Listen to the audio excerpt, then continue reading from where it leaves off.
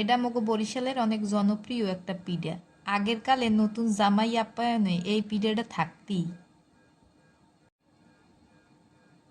আমনেগো কার কার জেলায় এই পিঠাটা কি নামে পরিচিত কমেন্ট বক্সে জানাই যাইয়েন। মগো বরিশালে কয় এডারে শিরিনসের পিঠা। পিঠাটা বানাইতে যেরম কষ্ট, খাইতে ঠিক হেরমই মজা। রৌদে হুগাইয়ে সন্ধ্যাকালে তেলে বাজছে খাইতে কি যে মজা লাগে। যারা বানাই খান নাই হেরা জীবনে একবার হইলেও বানাই খাইয়ে দেখেন, অনেক মজা পাইবেন।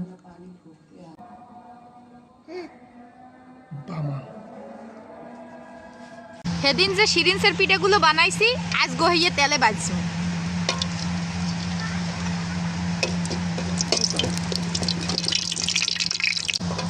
দেখবেন হানে পিঠাগুলো ফুললে কত বড় হয়।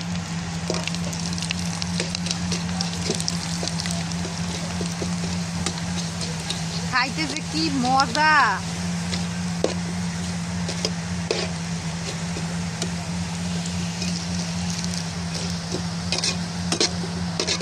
বাজছে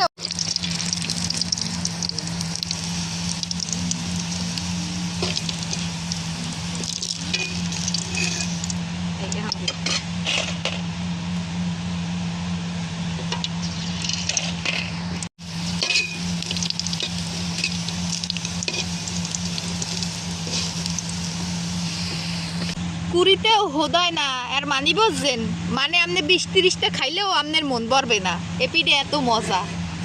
তেলের পিঠার লাগে একটুখানি চিনি মিশিয়ে লইছি, এখন খামু।